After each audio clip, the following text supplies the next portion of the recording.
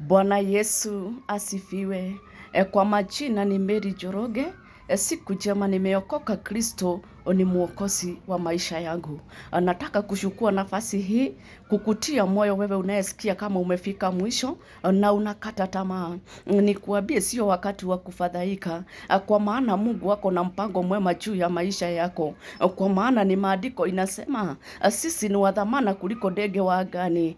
Kwa maana hawalimi na waapadi, lakini wanakula na kunywa kwa neema ya Mwenyezi Mungu. Sio wakati wa kufadhaika, kwa maana Mungu wako na mpango mwema juu ya maisha yako. Wakati unapoona umefika mwisho, hiyo ndio inakuanga mwanzo wa Mwenyezi Mungu.